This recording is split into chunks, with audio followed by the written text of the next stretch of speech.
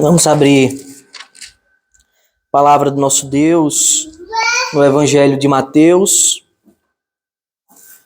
Evangelho de Mateus, no capítulo 5.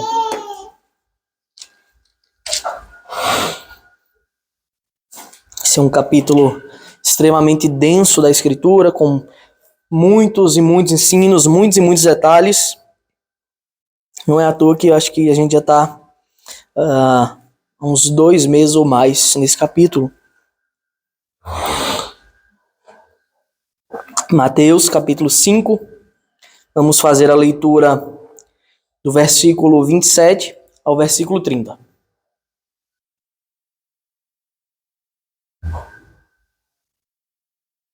Os irmãos encontraram? A palavra do nosso Deus diz assim: Vocês ouviram o que foi dito, não cometa adultério. Eu, porém, lhes digo, todo o que olhar para uma mulher com intenção impura já cometeu adultério com ela no seu coração. Se o seu olho direito leva você a tropeçar, arranque-o e jogue-o fora, pois é preferível você perder uma parte do seu corpo do que ter o corpo inteiro lançado no inferno. E se a sua mão direita leva você a tropeçar, corte-a, jogue-a fora, pois é preferível você perder uma parte do seu corpo do que o corpo inteiro ir para o inferno. Vamos nos aproximar do nosso Deus mais uma vez em oração. Santo Deus, eterno, poderoso, Deus santo, benigno, justo e compassivo, a Ti, ó Deus, o único e verdadeiro Deus, nós clamamos nesse momento para recebermos o entendimento da Tua palavra, que o Teu Santo Espírito, o Consolador, que habita no coração dos Teus filhos eleitos e amados, dê-nos, Pai, o discernimento pleno e verdadeiro da Tua palavra. Que o Teu Santo Espírito, Pai, invada o coração de muitas pessoas e converta o coração daqueles que não Te conhecem verdadeiramente, para que creiam, se arrependam e sejam por Ti curados e salvos, ó Deus. Em nome de Jesus, Pai, faz cair as vendas dos nossos olhos, as escamas que encobrem o nosso entendimento, para que possamos observar a Tua palavra, compreender e viver ela para a Tua glória.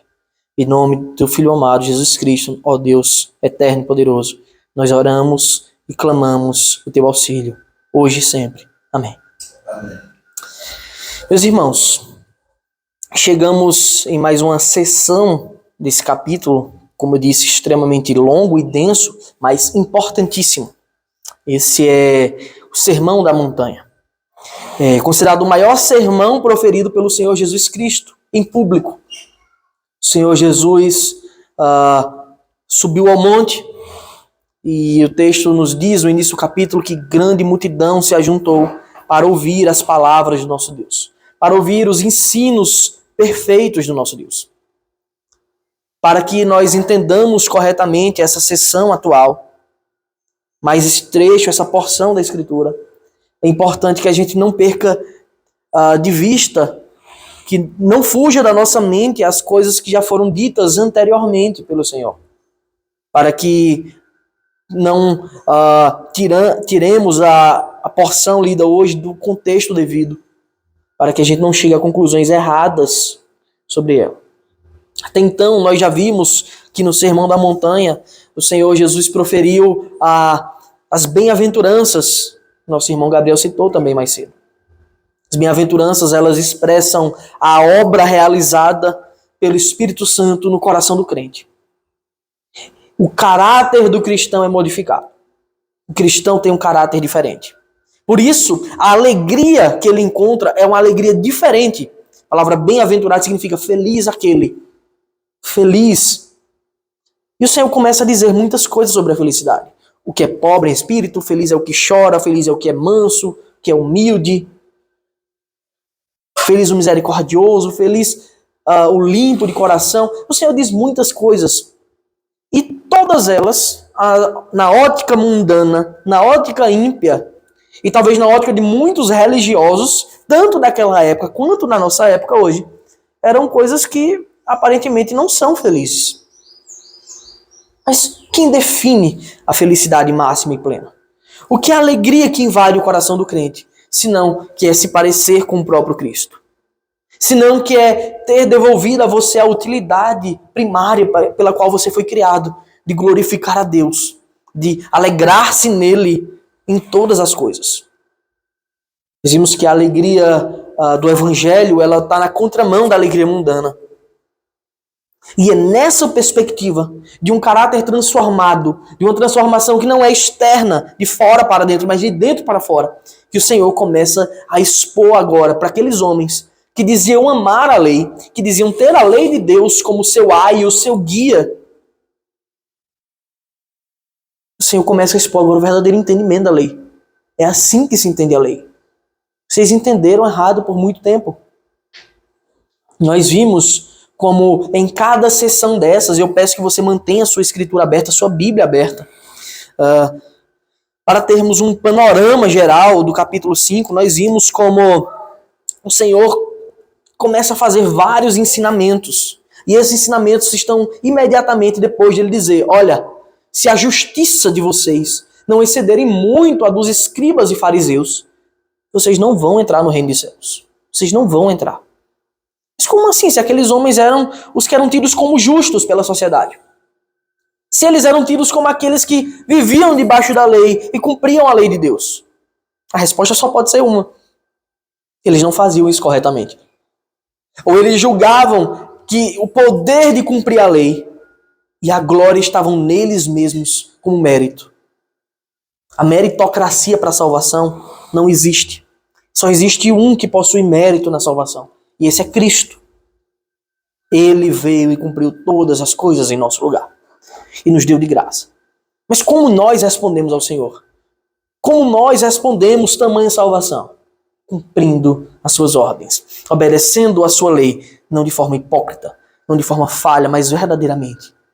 E se o Senhor nos mostrou que o nosso caráter é mudado de dentro para fora, a obediência da lei deve seguir também essa regra. Primeiro aqui no coração. E por consequência, a prática exterior dos bons desígnios de Deus. Observe comigo que em cada sessão que o Senhor começa a ilustrar pontos importantes da lei, todos eles, ele começa, olha, versículo 21, vocês ouviram o que foi dito aos antigos. Aí Cristo diz, o que foi dito aos antigos não mate, e ainda, quem matar estará sujeito a julgamento. Isso é o ensino dos fariseus. Não era a lei mosaica, mas o que os fariseus interpretavam da lei mosaica. Apenas o não bruto, sem o significado pleno implícito. No versículo seguinte, 22, Cristo diz, eu porém lhes digo, e agora o Senhor começa a dizer, não, o verdadeiro entendimento da lei é esse. Eu não estou dando outro entendimento, eu não estou criando novas regras, mas eu estou dando um entendimento pleno. Agora no texto dessa manhã, no versículo 27, Jesus diz, vocês ouviram o que foi dito, mas uma vez ele repete a mesma tônica. No versículo seguinte ele diz, eu porém lhes digo. O mesmo acontece no versículo 31, quando ele vai falar acerca do divórcio. Também foi dito aos antigos. No seguinte, eu porém lhes digo. No 33, também ouviram o que foi dito aos antigos. No 34, eu porém lhes digo. Isso continua quando ele vai falar a respeito da vingança, no versículo 38. Quando ele vai falar a respeito do amor aos inimigos, no versículo 43. Essa tônica se repete. O que Cristo está fazendo é ensinando verdadeiramente como entender a sua lei. Qual o significado da lei de Deus? Os ensinos que aqueles homens recebiam eram ensinos falsos, hipócritas. E agora nós chegamos à segunda ilustração do Senhor Jesus. Então nós primeiro temos que entender esse todo para que a gente possa analisar cada ilustração. Para que a gente não caia no erro dos fariseus de transformar o Sermão da Montanha em mais um conjunto de novas regras vazias. Jesus agora começa a dar a sua profunda e coerente, completa interpretação acerca da lei de Deus. acerca dessa nova ilustração, desse novo ponto. Temos o conhecimento de que aquele povo que ouviu o sermão da montanha, eles tinham sido instruídos nesses caminhos estranhos dos fariseus. Portanto, eles estavam embebidos, encharcados de conhecimentos estranhos, de conhecimentos supérfluos, superficiais e hipócritas. Seus ensinos eram carregados de erros e de falhas. Grandes eram as listas de regras dadas por aqueles homens. Regras e mais regras. Preceitos e mais preceitos. Isso não pode, isso não pode. Pode isso, não pode aquilo. De forma dura, vazia. Desconsideravam em suas interpretações, quando eles iam interpretar a lei, eles desconsideravam o Senhor da lei. O caráter do Deus que entregou a lei. Eles não levavam somente Deus em conta. Eles não só não levavam Deus em conta. O Deus amoroso e misericordioso, do qual emana a lei absoluta. Como também o quão santa é e absoluta é a lei desse Deus que é perfeito. Desse Deus que é justo. Eles desconsideravam totalmente as palavras do profeta Abacuque. Está lá escrito no capítulo 1 de Abacuque, versículo 13, que diz: Tu és tão puro de olhos que não podes suportar o mal, nem tolerar a opressão. O Senhor é tão puro de olhos que não pode suportar o mal, nem tolerar a opressão. Ao ouvir uma mensagem como essa, uma verdade absoluta dessa, a primeira coisa que deve passar no coração de todo aquele que conhece o poder desse Deus é temor. O Senhor é tão puro que não tolera, que não suporta. E agora você se imagina, esse Deus soberano, ele está olhando para você nesse momento. Refletindo sobre a sua vida, sobre as suas práticas. Você consegue pensar qual tem sido o sentimento de Deus por você? Deus tem suportado a sua vida porque você se fez parecido com Cristo, no qual Deus trovejou dos céus e declarou: Este é o meu filho amado em quem me comprazo. Ou você tem sido odioso aos olhos de Deus, pelas suas práticas ímpias e más, não levando Deus em conta na sua vida em nada. Deus é puríssimo de olhos, de modo que ele não pode suportar o mal, de modo que ele não tolera a opressão. O que aqueles homens faziam, aqueles fariseus, ao se julgarem ministros de Deus, ao se julgarem guias dos cegos, eram torcer a lei e retorcer, montando para si mesmos uma lei que vinha de um Deus impiedoso, de um Deus que satisfaz se satisfaz na penitência dos seus servos, dos seus filhos, um Deus criado nos moldes deles. Eles criaram um Deus. Eles pegaram a lei e começaram a torcer e dizer: é assim que é o nosso Deus, sem levar em conta o caráter santo do verdadeiro Deus. Será que nós não temos feito isso em nossas vidas? Ao querer relativizar a lei em momentos oportunos, as palavras repetitivas de Jesus para aqueles homens Cristo repete algumas palavras para aqueles homens. Eu peço que você abra sua Bíblia no livro, ainda no livro de Mateus, no capítulo 23. Jesus repete palavras para aqueles homens, para aqueles fariseus. Esse comportamento vil deles deve ecoar pela igreja de Cristo, para que ninguém ouse interpretar a lei de Deus em favor próprio. Aquilo que Cristo vai dizer no capítulo 23 deve ecoar para nós hoje, para que ninguém ouse fazer como eles faziam acerca da lei de Deus. Certamente é impossível compreender o quão absoluta e santa é a lei de Deus, quão perfeita é a lei de Deus, se nós não levarmos o caráter santo, perfeito e absoluto do Deus que criou as leis. Do Deus que criou ordem ao universo, que criou ordem ao cosmos, às marés. Do Deus que fez todas as coisas. É interessante como nós queremos usufruir de algumas ordens do nosso Deus, mas outras nós queremos desprezar, por achá-las tolas, o suficiente para que nós dediquemos a nossa vida para elas. Não são poucos os versículos de Mateus 23, capítulo 23. Não são poucos que Jesus denuncia com fortes palavras aqueles homens.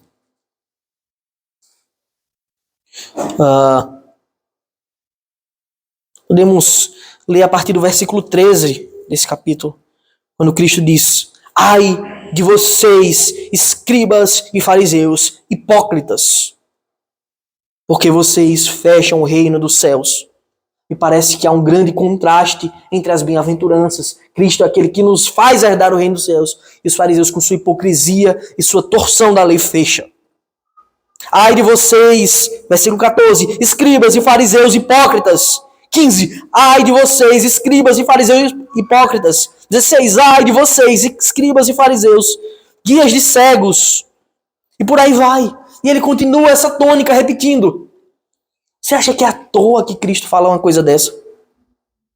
Ai de todo aquele que ainda hoje vive com o espírito dos fariseus, torcendo a lei de Deus a seu próprio favor. Esses ais são o extremo oposto das bem-aventuranças. São exatamente 8, igual nas bem-aventuranças, anunciadas por Cristo. Nas bem-aventuranças, o Senhor nos ensina que felizes são os que têm o caráter transformado e conformado a Cristo.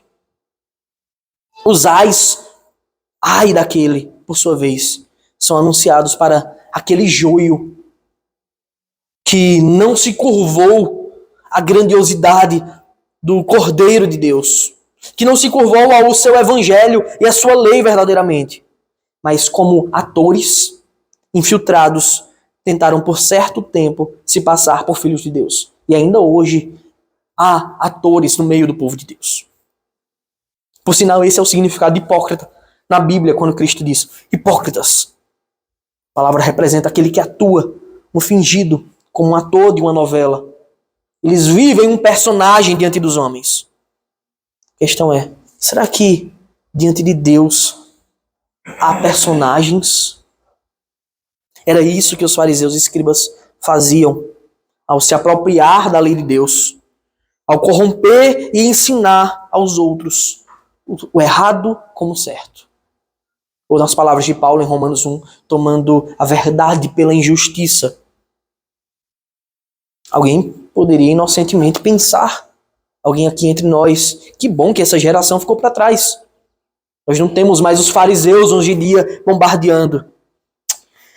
Verdade que, meus irmãos, o diabo, o enganador por sinal, tem levantado desde o início da era cristã muitos fariseus, entre aspas. Eles podem até não carregar o nome dos fariseus, mas eles estão infiltrados como atores no meio do povo de Deus para proclamar suas heresias e para arrastar muitos para o inferno.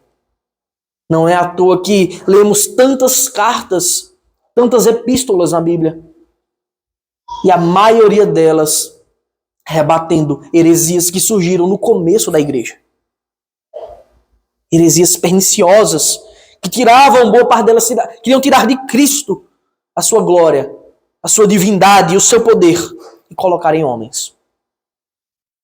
Não são poucas hoje as igrejas e denominações tomadas pelo espírito perverso de moldar a lei para satisfazer seus próprios anseios, pelos anseios mais perversos do seu coração, e criar um Cristo, entre aspas, que aprovem as suas imundícies. São os diversos tipos de heresias que nós vemos. Pastorado feminino, pastorado agora da comunidade LGBT, Bíblias novas com novas traduções para agradar nichos. O abismo desses homens será muito grande. É óbvio que, para que a gente entenda as palavras de Cristo, nós não devemos fazer como os escribas e fariseus, que interpretavam a lei como apenas um conjunto de regras, ou melhor, como um conjunto de nãos dos quais você, se você não praticar, você é justo. Se você errar, esse não, você está impuro. Obviamente a lei de Deus é muito mais que isso. O Senhor nos faz 6 ilustrações da lei. E só podemos entender o real sentido delas se levarmos em conta o caráter santo, absoluto e misericordioso do nosso Deus. Que, por sinal, era totalmente contrário aos fariseus. Eles nem eram santos, nem eram misericordiosos, muito menos absolutos. Devemos tomar cuidado para não fazer do Sermão da Montanha de Cristo, não interpretar o Sermão da Montanha agora como mais um conjunto de novas regras. Não fazermos como os fariseus interpretavam a lei, interpretarmos o Sermão de Cristo como mais um conjunto de novos nãos. Você não pode fazer isso, não pode aquilo. Nem devemos interpretar isso como um endurecimento da lei. A lei vem de Deus. Deus é absoluto. A sua lei é absoluta. Como pode endurecer mais ainda algo que já é absolutamente firme? Que expressa o caráter absoluto e perfeito de Deus. É óbvio que não pode ser endurecida. O que acontece é que nós não entendíamos a profundidade da lei de Deus. O significado da lei de Deus. E agora o Senhor vai nos ensinar. Jesus nos ensina como entender verdadeiramente a lei de Deus. Não só o seu aspecto proibitivo, os nãos que ela diz. Quando ela diz, não faça isso, não mate, não roube, não adultere. Mas também o seu aspecto positivo. Somos, pela lei de Deus, pelo entendimento correto, ensinados não só o que não devemos fazer, mas como nós devemos proceder para glorificar a Deus em todas essas áreas. O que o Senhor nos ensina é o espírito da lei, é o princípio da lei. Essa lei deve invadir os nossos corações e devemos amar a ela. Se você ama Deus que criou a lei, ou você diz amar, como é que você não ama a lei de Deus? Não faz sentido. Se você odeia a lei de Deus, você odeia o próprio Deus. Porque a lei expressa o que ele é, santo e absoluto. Devemos entender a lei de Deus à luz da transformação que ele faz em seus eleitos. Que ele faz pelo Espírito Santo, registrada nas bem-aventuranças. Só o crente que foi feito pobre em espírito, só o crente que foi arrependido pelos seus pecados, humilde, manso, misericordioso, limpo de coração, pode compreender o real sentido da lei de Deus e viver para a glória daquele que nos fez herdeiros dos céus e da terra. Observe que essa transformação é de dentro para fora. Ele muda o nosso ser, ele muda o nosso caráter, e aí nós passamos a obedecer às suas ordens. É o indicativo de Deus. O que Cristo fez por nós? Ele nos salvou, nos fez santos de uma vez por todas. Essa é a obra dele, tão somente dele. Por outro lado, vem o imperativo. Se você foi feito santo e salvo, agora você deve obedecer às ordens do nosso Mestre, do nosso Senhor. Em primeiro lugar, meus irmãos, eu quero tratar com vocês sobre o real sentido da pureza sexual. É isso que Cristo fala nesse trecho.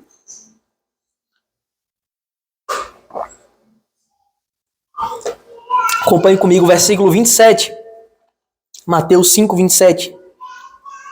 Vocês ouviram o que foi dito? Cristo está citando o ensino dos fariseus,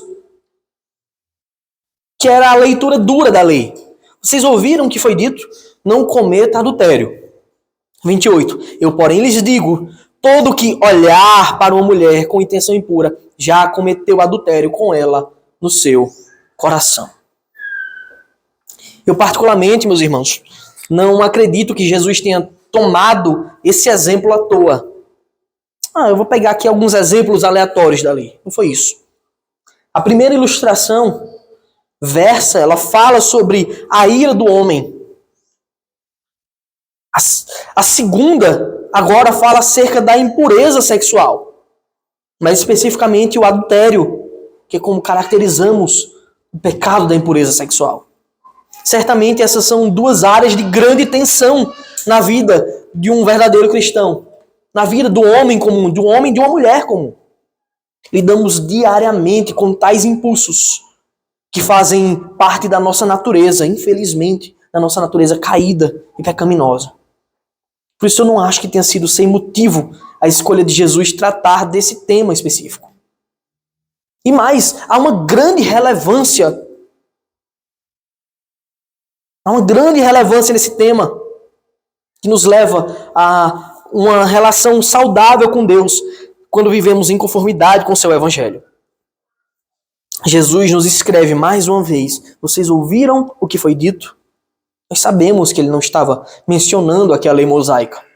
Nós sabemos que ele estava mencionando aqui os ensinos dos fariseus. Os fariseus diziam isso: olha, não adultere, não adulterarás.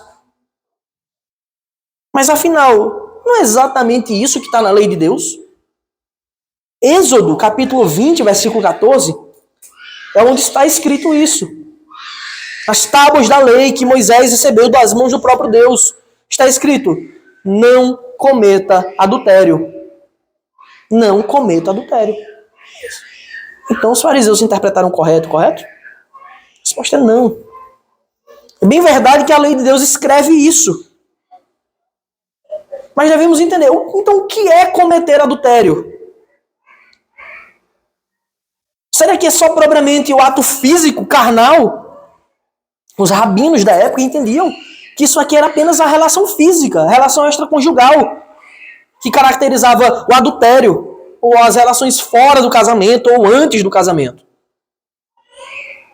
Como os fariseus eles viviam de atuação, na sua hipocrisia, eles julgavam apenas aquilo que os seus olhos podiam ver. Eles julgavam apenas aquilo que estava no campo de visão deles. E, por fim, eles acabavam deixando de lado o verdadeiro juiz do universo, que sabe todas as coisas, que vê todas as coisas, que tem todo o conhecimento. Deus não vê como o homem vê, a gente já aprendeu isso. Deus não vê apenas o exterior. Nós já lemos mais de uma vez na Escritura. Deus vê o coração. É isso que ele diz a Samuel, quando vai escolher um rei para Israel, na casa de Jessé. Samuel olha para o homem forte, para o filho de Jessé e diz: certamente é esse aqui. Não, Samuel, não é assim que eu vejo. Você vê o exterior, eu vejo o coração. Deus vê muito mais que o exterior. E parece que aqueles fariseus nunca tinham percebido isso na Escritura. Está tão claro, está tão escrito em vários lugares. É uma grande verdade que o adultério consumado fisicamente é uma grande falha. É uma grande afronta à santidade de Deus. É terrível. O Deus que criou homem e mulher instituiu um casamento, a santidade, instituiu que o homem deve viver um leito sem mácula. Mas é bem verdade que Deus vê muito mais do que as ações e atitudes físicas do homem. E que seu padrão de santidade vai muito além do ato físico consumado. O seu padrão de justiça é absoluto. Bons homens de Deus, e a gente não pode confundir isso, né? Bons homens de Deus afirmam que o desejo e a prática não são idênticos. De fato, desejar e praticar são coisas distintas.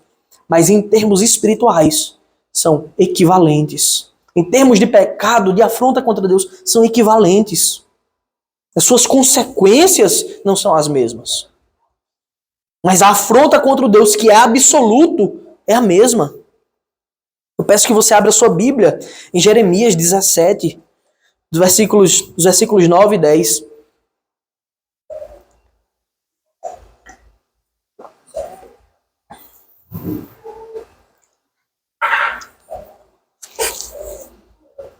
Profeta Jeremias, capítulo 17, versículos 9 e 10, dizem assim a palavra de Deus: enganoso é o coração, mais do que todas as coisas, e desesperadamente corrupto. Quem poderá entendê-lo?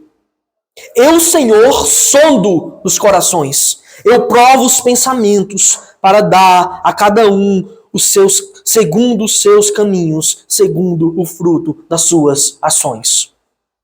Parece que os fariseus nunca tinham lido o livro de Jeremias, né? Na verdade, eles leram. Só que a sua maldade, a sua hipocrisia, queriam torcer a lei de Deus. A palavra de Deus nos revela duas coisas importantes nesses versículos. Em primeiro lugar, que o nosso coração é enganoso, que o nosso coração é desesperadamente corrupto. E sabe por que é assim? Isso é fruto da queda. Isso é fruto do pecado original. Todas as nossas faculdades foram corrompidas pelo engano vaidoso do pecado. Toda a humanidade se tornou depravada, totalmente depravada. Todas as suas faculdades mentais, físicas, suas emoções se corromperam pelo pecado. Enganoso é o coração do homem e desesperadamente corrupto. Em segundo lugar, temos a verdade de que Deus, aquele que é santíssimo, aquele que está entronizado em meus louvores dos anjos, que constantemente, sem parar, cantam, glorificando a sua trindade santíssima, dizendo santo, santo, santo. Esse Deus santo, tão puro de olhos que não pode contemplar o mal. Temos essa realidade aqui aterradora para nós pecadores. Deus sonda os corações. E não é somente isso.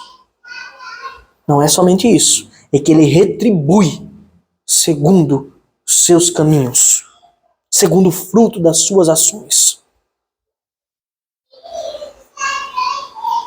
Por isso que Cristo nos ensina, anteriormente nas bem-aventuranças, aquele que é puro de coração é bem-aventurado, porque o Deus que cremos sonda os corações. Os fariseus, eles não atentaram para a palavra de Deus, assim como muitos de nós hoje não temos atentado para o quão santo e absoluto Ele é, e para a santidade que Ele requer de nós. Você tem se julgado puro como aqueles fariseus, porque não cometiam o ato exterior do adultério, ou porque nunca tinham matado fisicamente ninguém? Você tem se julgado puro, olhado para você mesmo no espelho e dito, que legal, eu sou um cara, gente fina, gente boa, do bem. E pelo fato de nunca ter feito essas coisas à vista dos outros homens, você se julga merecedor da salvação? Jamais esqueça de que a lei de Deus é muito mais do que um preceito moral exterior. Jamais esqueça da santidade que Ele requer de nós. Nosso Deus, Ele sonda os corações. Não podemos esquecer que a cobiça nasce no coração do homem. E por ser motivada, muitas vezes nós damos corda a ela. Não fisicamente, mas na nossa mente. E nos deleitamos muitas vezes no pecado na nossa mente. E se eu fizesse isso e aquilo, eu começo a maquinar e me deleitar. Às vezes nunca teremos a coragem de fazer publicamente. Mas você maquina o pecado na sua mente. E dá corda, e se alimenta, e se diverte. Mesmo que ninguém esteja vendo o que se passa em nossas mentes e corações, tenha certeza que o Deus Todo-Poderoso vê tudo. Mesmo que o mundo inteiro olhe para nós e diga, esse é um exemplo de homem na sociedade. O Senhor não vê como mãe vê. O Senhor vê o coração. Não é à toa que o Senhor Jesus Cristo nos ensina que bem-aventurados são os que choram pelos seus pecados. Não é à toa que feliz é aquele que chora pelos seus pecados, porque quando você compreende uma verdade dessa, você só pode chegar a uma conclusão. Eu estou perdido, eu sou pobre, cego e nu, totalmente necessitado. Se você não chegou a essa conclusão, você não entendeu nada do Evangelho. Porque seu coração é tão impuro, tão sujo, que Deus não pode contemplar. Se Cristo não purificar seu coração, você vai para o inferno. Não tem outra resposta. E você que tem o coração já purificado por Cristo, você tem pregado essa mensagem para os outros, você tem visto seus familiares, seus amigos indo para o inferno sem você fazer nada. Será que você ama de fato a lei de Deus? Bem-aventurados são os que choram, lamentam copiosamente, diariamente pelos seus pecados. Não é à toa que temos um momento de contrição no culto, para que a gente todos os dias se lembre, para que todos os dias nos lembremos das nossas faltas e falhas, mesmo aquelas que não foram cometidas fisicamente, mas que nos nossos corações são motivados pela nossa cobiça. É aí que começamos a perceber nas palavras do Martin Lloyd Jones que essa é a extrema pecaminosidade do pecado. A extrema pecaminosidade do pecado. O pecado é extremamente podre, vil, sujo. Nós somos totalmente degenerados e não podemos agradar perfeitamente a lei de Deus. Pois a lei diz, não cobiçarás. E como o apóstolo Paulo diz em Romanos 7, os nossos corações foram despertados para a cobiça. É só assim que podemos entender o que Jesus diz em contraponto ao fraco ensino dos fariseus, que era apenas um não adulterarás. Cristo diz no versículo 28, eu, porém, lhes digo, vocês estão esquecidos que eu, o Senhor, sou dos corações? Que o eu sou. Leio, tudo está patente aos meus olhos. Eu, porém, lhes digo, todo que olhar para uma mulher com intenção impura já cometeu adultério com ela no seu coração. Aí se você pega a lei de Deus e interpreta como os fariseus, as palavras de Cristo interpreta como os fariseus interpretavam a lei de Deus, você vai dizer, não, isso aqui vale só para o homem, que é o homem olhando para a mulher. É óbvio que não. Cristo está dando um princípio da lei, mostrando o quão pecaminoso é o nosso coração. Você pode olhar para si mesmo agora e dizer que nunca cobiçou no seu coração? Certamente não. Certamente não. Que Deus tenha misericórdia de nós. Que Deus tenha misericórdia dos seus filhos. Porque o nosso olhar impuro e cobiçoso vai muito, muito além da cobiça sexual. O nosso coração está imerso em grandes trevas. E somente Cristo pode iluminá-lo. Somente Cristo pode fazer puro os nossos corações. Quando passamos a entender o padrão absoluto e perfeito da lei de Deus, que é boa, que é justa e santa. A lei de Deus é boa, justa e santa. É que vemos o quão frágeis, o quão ridículos são os pensamentos daqueles que pensam que podem merecer a salvação, que podem merecer a vida eterna, porque possuem um bom comportamento exterior. Quantos de nós não já apresentamos Cristo para ninguém, para uma pessoa, e ele disse, não, eu vivo uma vida muito boa. Apresente para outra pessoa que está ali numa condição terrível. Tem muita gente necessitada por aí. A verdadeira prática da lei, ela molda o nosso coração, as nossas vidas, para que a gente seja parecido com Cristo. Cada dia que passa, quando entendemos verdadeiramente o significado da lei de Deus, nós somos conformados a Cristo. Aquele que foi perfeitamente puro, que continua sendo perfeitamente puro. Nós somos conformados ao nosso Senhor e Mestre. Ele é o padrão da lei. Ele é o objetivo da lei. Ele não só cumpriu a lei, como ele é o cumprimento da lei. E todas as vezes que nós nos debruçamos na sua santa lei, nós começamos a nos moldar a Cristo e ficar mais parecidos com o Mestre. A mensagem é dura, mas é a verdade que toda a humanidade precisa ouvir.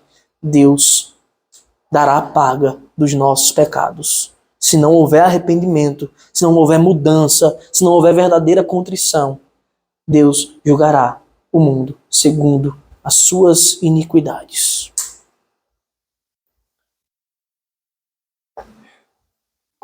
Quanto mais nos aproximamos no entendimento da lei de Deus, mais vemos o quão somos e quão mais devemos ser pobres em espírito. Quão devemos ser totalmente necessitados de sua graça, do seu perdão, da sua misericórdia. Graças ao Senhor Jesus Cristo, ao Senhor nosso Deus, que temos a remissão dos pecados pelo sangue do Cordeiro. Um grandiosíssimo, um altíssimo preço foi pago para nos resgatar. Você acha que tão grande preço foi pago? Será que é porque foi coisa pouca que fizemos? Não.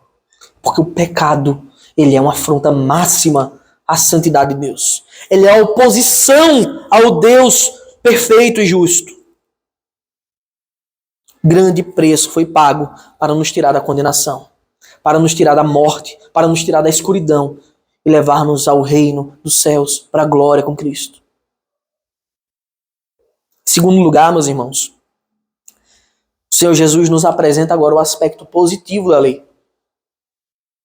A lei não só diz, não faça isso, não adultere, não mate, mas o princípio da lei, quando entendemos, nos leva a perceber que devemos ter atitudes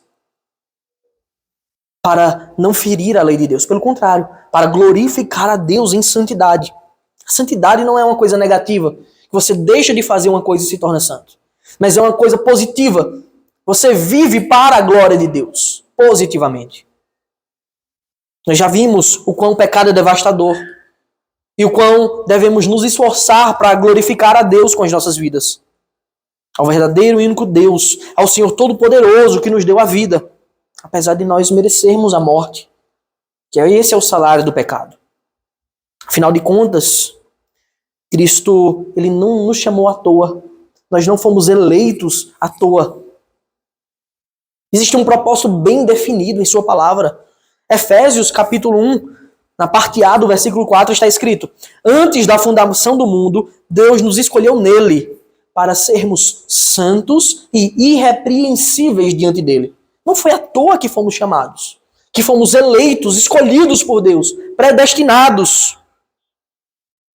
Observe que a santidade e a irrepreensibilidade não são apenas à vista dos homens. Nós fomos chamados para sermos santos e irrepreensíveis diante dele. Portanto, não são só julgados apenas os nossos atos externos, mas que todas as coisas, não só a nossa vida pública, como também o nosso coração, está claro e patente aos olhos daquele que tudo sabe, tudo pode.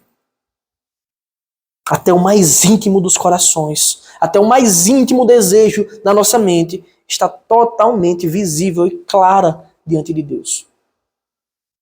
Todos os homens são inculpáveis diante de Deus. Há alguns teólogos que começam a pensar que nesse momento os homens que ouviram a pregação de Jesus começavam a objetar, a questionar. Se não audivelmente, nem interrompendo Cristo, pelo menos em seus corações. E Cristo sabe de todas as coisas. Possivelmente eles pensavam, como assim o pensamento me faz pecar? O desejo apenas me faz pecar. Tem coisas que são involuntárias. O pensamento simplesmente vem. É aí que Jesus passa a apresentar agora um aspecto positivo da lei. E como lutar contra a nossa natureza, que foi inclinada para o mal. O pecado inclinou a nossa natureza para o mal. É por isso que cobiçamos. Ao proibir aquilo que é contrário à santidade de Deus, devemos perceber que há atitudes que devemos ter para não pecar contra o bom Deus, que nos deu todas as coisas. Não é só que nós não devemos fazer, mas é o que devemos fazer para não pecar. Jesus ilustra isso de duas maneiras. Eu peço que você observe comigo a parte A do versículo 29 e a parte A também do versículo 30. Jesus diz: se o seu olho direito leva você a tropeçar, arranque-o e jogue-o fora. E se sua mão direita leva você a tropeçar, corte-a e jogue-a fora. Por incrível que pareça, meus irmãos, por incrível que pareça, houveram homens na história que interpretaram as palavras de Jesus de forma literal e literalmente se mutilaram, arrancaram mãos e olhos. Esse é um dos perigos de interpretar o sermão da montanha, o sermão de Cristo, da mesma maneira que os fariseus interpretavam a lei, de forma dura, sem levar Deus em consideração. Obviamente, Cristo não está falando de forma literal. Mas afinal, o que quer dizer essas palavras de Jesus? Jesus ele escolhe órgãos importantes da nossa vida. Mais especificamente o direito. Olho direito, mão direita. Porque provavelmente aqueles homens, por algum motivo, julgavam que o lado direito era superior. Talvez pela maioria ser destro. julgavam esses seriam os membros mais importantes. Enfim, o olho, sem dúvidas, está aqui representando o agente da cobiça. Aquele órgão que mira o objeto do pecado e que faz o coração pulsar fortemente por ele. Que faz o coração desejar e maquinar na mente as formas de satisfazê-lo. Os nossos olhos têm esse poder. E quem diria, né? Como algum comentarista diz, que esses órgãos que estão em nós para uma grande bênção de não nos fazer tropeçar no caminhar, são os mesmos que fazem cairmos em grande queda. Enfim, o olho, sem dúvida, ele representa esse agente da cobiça. Por outro lado, a mão direita representa a consumação do ato. Depois de tudo maquinado na mente perversa do pecador, ele chega à conclusão que é hora de pôr em prática o seu plano maquiavélico de afrontar a Deus com suas atitudes. E aí ele começa a esquentar o seu coração, não com a santidade fervorosa de buscar a Deus, mas com as chamas da condenação infernal que o aguardam pelo pecado.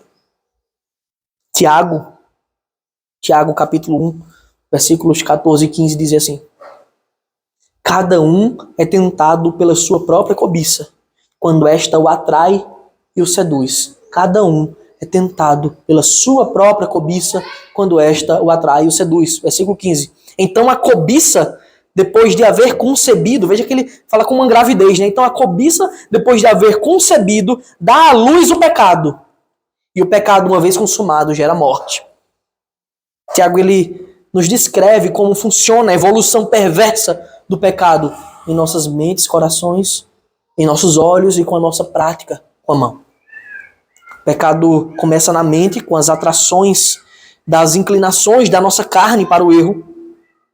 Depois há um certo deleite mental na gestação do pecado, onde a maquinação é feita.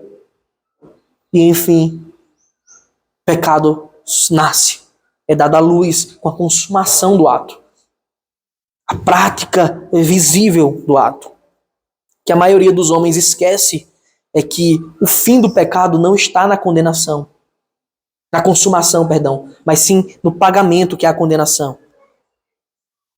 Então a cobiça, depois de haver concebido, dá à luz o pecado. E o pecado, uma vez consumado, não acaba por aí. O pecado, uma vez consumado, gera morte. É isso que Tiago escreve. E eu pergunto a você, como então nós podemos nos deleitar em algo tão terrível? Como pode você se alegrar em uma coisa que te leva à morte? Que levou à morte do seu Senhor e Salvador? Que afronta o Deus que te promete a vida eterna, que já te deu esta vida que você não merecia? Como podemos viver uma vida de amizade com o pecado, em qualquer nível que seja? O pastor John Piper, em um de seus vídeos de ensino que ficaram muito famosos anos atrás na internet, ele disse que nós devemos fazer guerra contra o pecado. Faça guerra, pois ele é o nosso inimigo. Mas o que Cristo quer dizer quando nos chama para arrancar o olho e a mão, se for necessário? É isso, que nós devemos fazer guerra contra o pecado. R.C. Sproul, pastor R.C. Sproul, nos diz que um problema radical exige uma solução radical. Jesus não está dizendo para literalmente mutilarmos o nosso corpo. Ele está nos ensinando que não devemos ter qualquer aproximação com o pecado. Como sua palavra nos ensina a fugir da aparência do mal. Como sua palavra nos ensina a correr dos desejos da mocidade. Ele está nos ensinando que devemos arrancar o mal pela raiz. E depende de qual seja a cobiça dos nossos corações.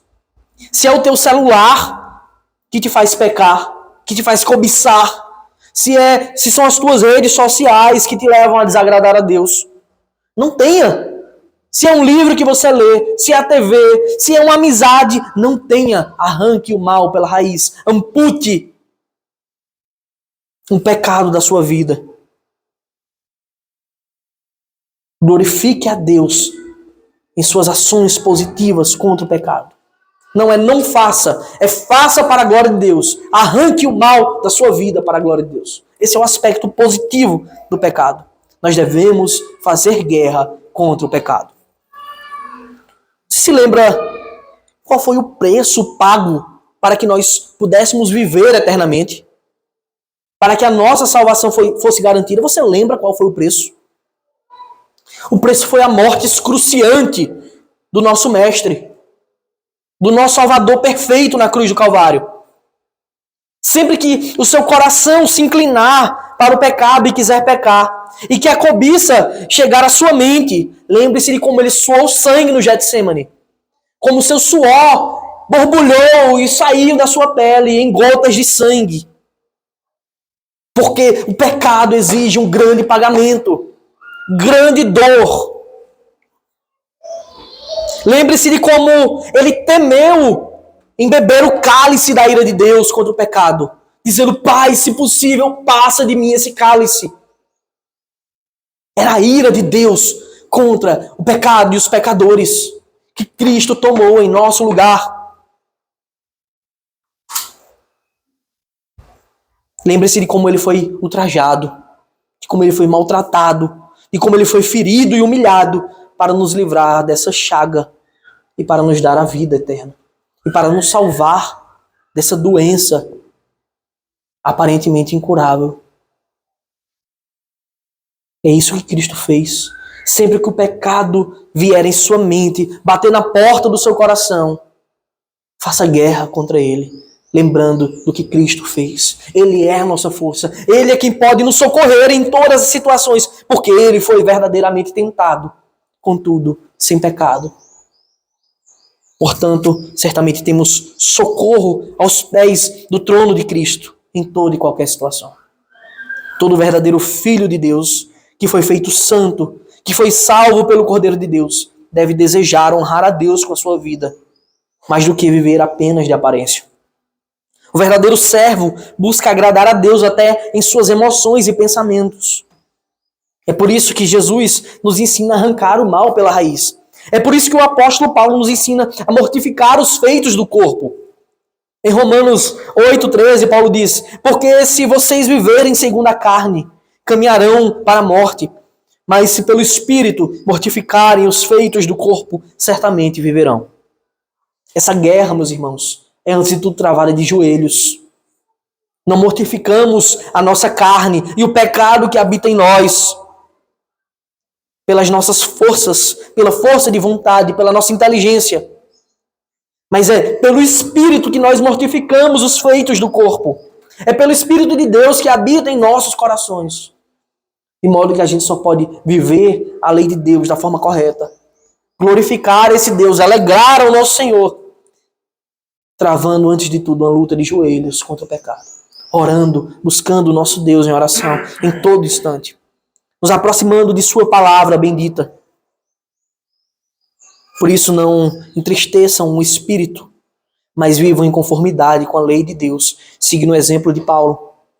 1 Coríntios, no capítulo 9, versículos 26 e 27, ele diz: assim corro também eu, não sem meta. Eu não corro sem rumo, sem meta. Assim luto, não como desferindo golpes no ar, ou seja, de forma vil, tola, vã, mas esmurro meu corpo e o reduzo à escravidão, para que, tendo pregado a outros, não venha eu mesmo a ser desqualificado. É aí que Paulo esmurra a sua carne e diz: vocês serão escravos, mas escravos da santa lei de Deus. E assim, todo filho de Deus é feliz e bem-aventurado. Quem disse não foi eu, foi o Mestre, o Senhor Jesus Cristo, nosso Salvador. Por fim, meus queridos irmãos, devemos atentarmos para as palavras repetidas de Jesus nos versículos 29 e 30. Eu só li a parte A do versículo 29 e 30. Mas agora a parte B, tanto do versículo 29 quanto do versículo 30, são iguais. Ele diz: pois é preferível você perder uma parte do seu corpo do que ter o corpo inteiro lançado no inferno. É preferível você amputar o pecado da sua vida, desagradar o seu coração pecaminoso, do que ser totalmente consumido pelo fogo, pela chama infernal, porque o pecado, uma vez consumado, gera morte. É melhor abdicarmos como verdadeiros filhos de Deus do vil prazer do pecado, com a certeza de que viveremos para Deus em glórias eternas, do que estarmos enganados quanto ao nosso destino, vivendo apenas de aparência diante dos homens, apenas atuando como os hipócritas fariseus. Nós devemos viver verdadeiramente. E essa vida começa de dentro para fora. Começa com aquilo que Cristo fez em nós e com a resposta que nós damos agora com as nossas atitudes. Aquele que foi chamado por Cristo, aquele que foi salvo verdadeiramente, deve cumprir as ordens do Senhor e deve fazer guerra contra o pecado. O pecado é o inimigo máximo. O pecado é o inimigo máximo.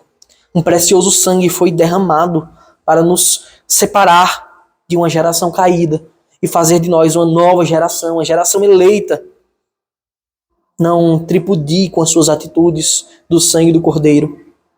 Não faça pouco caso do sangue do Senhor derramado, o sangue purificador que faz de nós mais alvos que a neve. O Senhor nos ensina que bem-aventurado, felizes são os puros de coração. E sem essa pureza, jamais veremos a Deus, como está escrito. Que o Senhor Jesus aplique as suas palavras, meus irmãos, em nossos corações e mova em nós um verdadeiro senso de santidade e de justiça, da glória de Deus. Convido você a se colocar de pé para orarmos ao nosso Deus e depois cantaremos com alegria um cântico ao Senhor.